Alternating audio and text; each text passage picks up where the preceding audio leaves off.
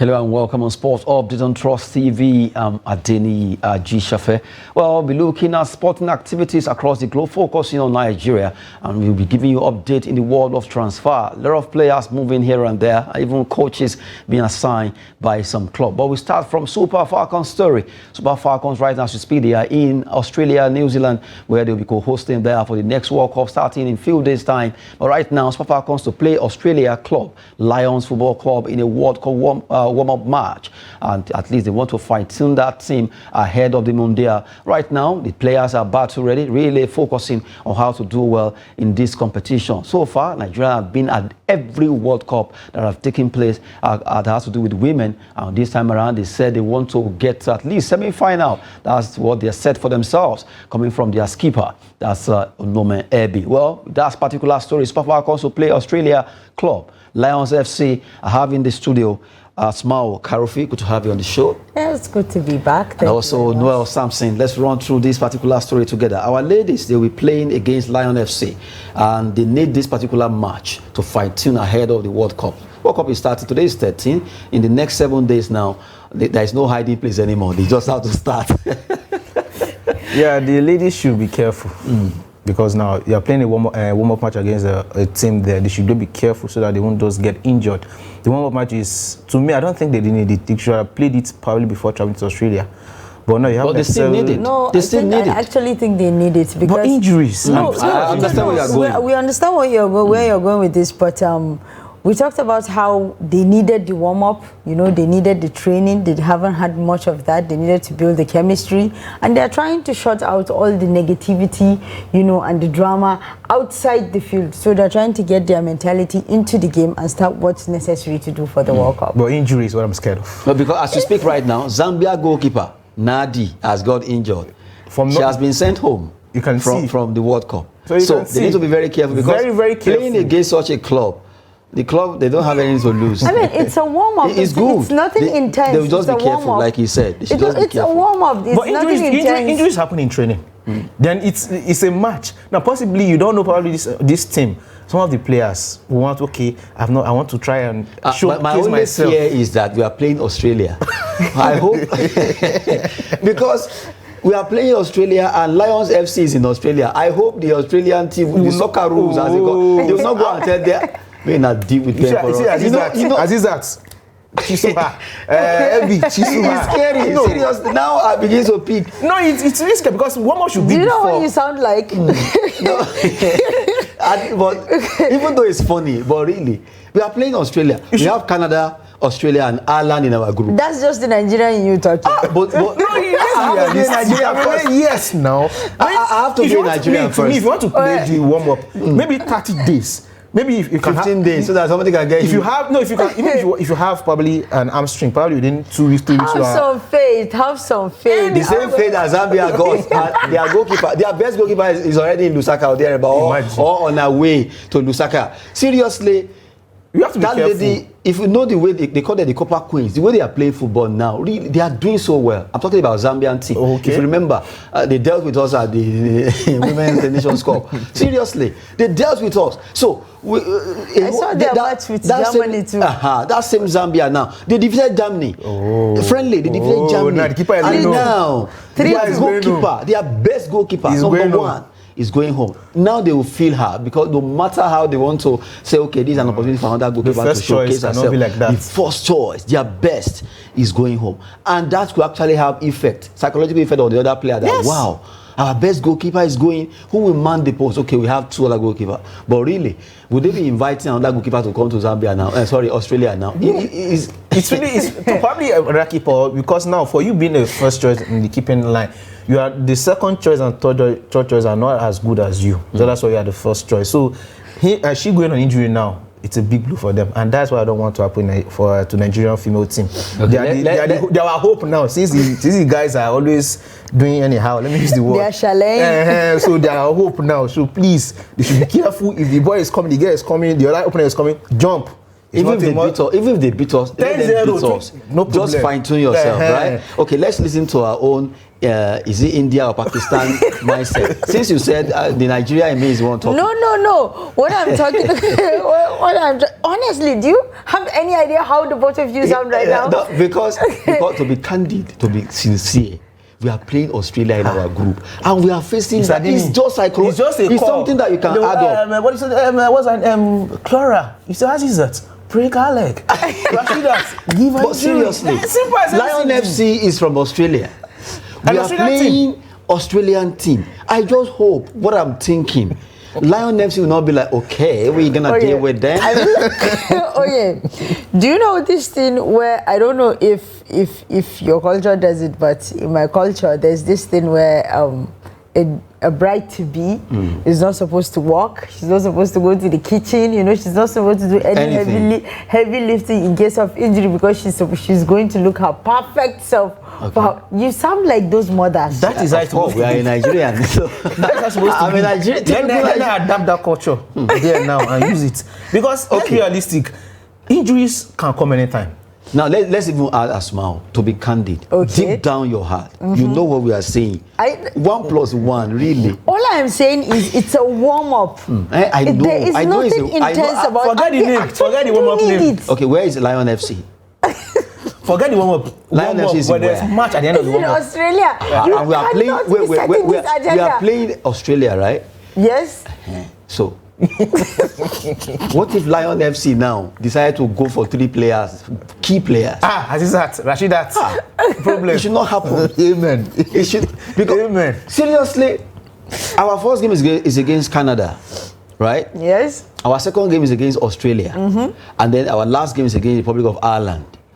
Really, I just sat down yesterday when I saw we are playing Lion FC. We won't pick that. No, they just have to play against a team. But I'm like, okay. Maybe, okay. I hope this team will not go against us. I just have that little kind of, but really, they need to be very careful with this lion because their name alone is scary. Seriously, we've been talking about Super Falcons preparing for the World Cup. They'll be facing Lion FC in a warm-up game, but really, it's a dicey one. Looking at the fact that Zambia goalkeeper Nadi has got injured and she has been out of that particular team. The Copper Queens will be having her, and it's a big blow to Zambian national team, the women team there. But right now, Nigeria will be facing Lion FC, and we just hope that they will do well and to keep their hearts together. They will be playing that game on Saturday before they start their competition proper against Canada. That should be next week, or rather, from next weekend rather.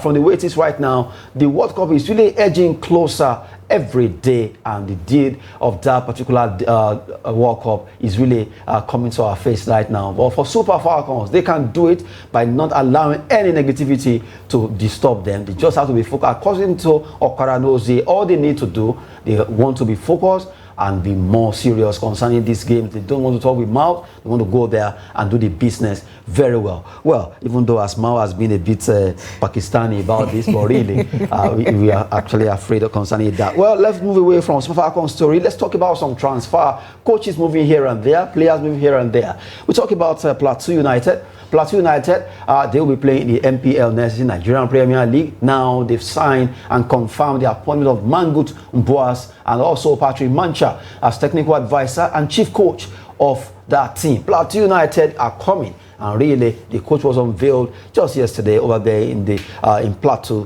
where the two of them, that's Mangus and Mancha, were taking over, chief coach, technical advisor. They want to see how they can do that. 2017 was the last time they were able to win the league, and now they want to at least come back again. Now, everything in the Premier League now, not even only in Nigeria Premier League, everywhere, they're trying to be shuffle after maybe having disappointing end of the season, last one. So they want to just pick the best of the best. I think many teams in the Nigeria Premier League have been selecting or appointing new coaches. You can see Kanu Nwankwo, is it we'll get there. So it's a very good one. They're a very good one. I don't know much about this particular coach, but I think they have seeing his portfolio. Actually, we can say it's from Plateau State. One way or the other, they want to get their own people to run their football. Patrick Mancha, former player, and really both of them tinkering the tank of that club. They want to see how Plateau United can come back to reckoning, where they will be among the top team in Nigeria for the next season, MPL season. But from the way it is right now, just like Nuel opined that a lot of clubs are really trying to see getting new coaches, getting players ahead of the new season, because this new season is going to be, it's like a new dawn. Everywhere. Almost all the clubs are battle ready. Everywhere. It's everywhere. Everyone is trying to rejuvenate their team. Everyone is trying to get to where trying to get the best out of their team. And I truly believe that he's going to do something better. You know, something shiny, something new to make everybody happy. You know, for us to start something new. So yeah, I really have good faith in them. Well, if I have a good faith in them, what about other teams? We're talking about this particular team. Yeah, Plateau United. What about other teams? No, seriously, you don't have to. They are going to be 20. You are picking one now. But when are you a fan of Plateau United? No. Kanu, I guess. Kanu Pillars. Why would you say that? I don't want to. I want to pick Kanu. Kanu Pillars. That's the team. I suspect that an average Man United fan lost Kanu Pillars. Yes. There's a connection between Man U and Kanu. Then if you see Chelsea fans, watch out. They like Enyimba. Yes. Maybe because of the color, blue. You know, the sky is blue. You know. But Kanu Pillars, I know their color is yellow, and some touch of green, just like Plateau United. So maybe I will go with you a bit, Plateau United and Kanu Pillars. Because of the color of the jersey. Just raise some banter in the studio anyway with Asmau and also Nuel. Let's look at this particular one coming from Abia State. Abia State Government appointed, rather confirming the appointment of Kanu Nwankwo by unveiling him as Enyimba International Chairman. Although right now they will be having Papilo, as it's being called, as the head of affairs of that club after Anyasi actually has been dropped the burden of chairmanship. So we have Kanu Nwankwo there. His experience counts a lot in football with so many clubs in Europe. Even in Nigeria, he was at one time a national player before he moved out to play with Arsenal, Portsmouth, a lot of clubs in Europe, and also for Super Eagles. And winning the Olympic is not a child's play at all. For Kanu Nwankwo, being the chairman of Enyimba International, Enyimba will be at the forefront of running for CAF Champions League. They will also be playing the MPL next season. Enyimba International, Kanu Nwankwo, I think it's a very good marriage, Asmau. Papilo is making us proud every single day. You know, anytime he's been talked about, there's always a sense of pride when we're talking about Kanu Nwankwo. As for Enyimba, how many times have they won that CAF? How many times have they won? Back-to-back 2 times. That's amazing. 2003, 2004. That's amazing. And for him to be representing us in that bigger stage, I think we need it, and we love to see it. We deserve it, so we deserve something like that. Okay, let's see what Kanu will be offering, because it's experience you can now, because we saw what Felix Anyansi Agu has done with that club. He spent so many longer time with Enyimba, and they were able to do it under the former governor, Del Yuzo Kalu. They won it back-to-back CAF Champions League with their coach then Kadri Ikana. Well, now they have Kanu as the chairman. They have Finidi George as the coach. Yeah, yes. They both played for Ajax, and they both won Champions League together. Exactly. Ajax also, now they have Ifeanyi Ekweme as I think the sporting director of that team. So it means you have a bunch of talented manager, chairman, experience, everything working together for Enyimba. Kanu Nwankwo is a phenomenal player. I think the Champions League final they played the last time, where Harry was talking about Kanu Nwankwo, and where our Nigeria athletes Barnabas also there was like, who does he pick between Kanu Nwankwo and Harry? And he said he cannot choose, because if he picks Harry over Kanu Nwankwo, it's like he's committing a great offense, to show how important Kanu Nwankwo is. And he experienced in Arsenal, Portsmouth, since he played for Inter, then Ajax. With Finidi George again as the head coach, I think the sky is just a starting point for Enyimba FC. A starting point for Enyimba FC, because right now it seems Abia State Government really spotted the right people to pull there. Finidi George is the coach. You have Kanu Nwankwo as the chairman, while Ifeanyi Ekweme, a former Nigerian Super Eagles player, also now being the sporting director. A tough one is going to be, and they will be working together to see how the Unzogbu Eyibaye team can do well at the CAF Champions League and also at the MPL next season. A big one there for Enyimba. Let's see what they'll be offering. We go straight to talk about Onazi. Onazi really has traveled around the world when it comes to playing football, but now he has joined a Chinese club side called Kichi FC in Hong Kong. He will be playing for them over there in Hong Kong after leaving Bahrain. Onazi joins Chinese side Kichi FC. Well, the name sounds like Kichi. I think I heard last about Onazi actively in football, especially for Super Eagles. Then was in Lazio. After the 2014 World Cup in Brazil, right? Yes. If I remember, that was the last I heard about it. It has always been. I think that was his last cap. Yes. His career has been kind of dovey, kind up of and down like that. Then he was in Lazio before he went to Turkey, from Turkey, Bahrain now to Hong Kong, China, and all that. He should go and retire. But really, as long as he's still doing well. I think this is the next best thing to retire, before retirement. Yes, yes. Saudi Arabia is still there. You guys have forgotten Saudi Arabia. I'm telling you, Saudi Arabia, they are the next league it's to still come happening in Saudi Arabia. I see again, your Nasi can still go to Saudi Arabia after this one. Who knows? And let me tell you, it's not always easy. You know, getting those money every week, you don't want to stop. So they just have to get a club and play and make more money. It's not easy being a footballer. And when you get those millions coming in, raking in every week for you. Then you want to retire. Why? Why should I retire? It's not easy. That's why you see some players playing till 40. I believe it also has to do with, you know, it's been your whole life. And, you know, the sport, it has a short lifespan. Yeah. It has a short lifespan. He's not really that old when we're talking about, you know, aged people. He isn't really that old. But in football terms, he's... I think with him as an 80-year-old or something. He's even young compared to a certain Japanese player. He's 50. Yes. So you can plays for the Japanese league. He just renewed his contract actually. No, he just signed a 1-year deal. He's very sure. I saw someone on Twitter saying that he's very sure that Japanese man owes Yakuza Mafia some money. That is why he's saying. But no, I don't think so. You know, naturally. If you check the Chinese and the Japan, South Korea, North Korea of this world, the Asians, generally, they have every tendency to look after their health. What they consume, what they eat, they make sure they eat more of natural meal. And that has given them much longevity. And if you check them, the Asians, the way they age is far. They are like vampires, they age so gradually. If you check, this Kiyomiro Zuchi or there about his name, you discover that for the fact that that club in Portuguese league deemed fit to offer him one more as a year deal, that shows that they still see something in him. Yeah, because at 50 years, what is he still doing? Playing. I'm so surprised. That shows that he's still agile. He's still able to So he can still run and give passes? Even though if he doesn't play 90 minutes, they can still feature him and he will do well. That's why they offer him that contract. Yeah, and really, he has moved around. He has gone to Brazil. He has played in MLS. It's not even about him being offered contract, to be honest. Why is he still playing? That's my, like, to him, why is he still playing? Maybe I will get his email or something asking that question so that I can answer you. But really, it's a big one compared to where some players, even 35, 33, they are. Look at Zlatan, he's just retired also too. Zlatan did well, 40, 41, 42 there about. Buffon is still playing till now. Buffon is after Champions. Goalkeeper. Mostly goalkeepers stay longer because they have that chance to have more longevity because they stay at the back. They don't want much like the players, except when they are doing training. They stay at the back the goalkeeper can be there for like 90 minutes without even moving around, except when ball is coming towards your neck. So they have more time to rest than footballers. That's why their career stays longer. That was how. What was? Remind me the name of Man City's goalkeeper? Van der Sar? No, Man City's goalkeeper. Present goalkeeper. Ederson. Exactly. That was how Ederson rested with Madrid's match.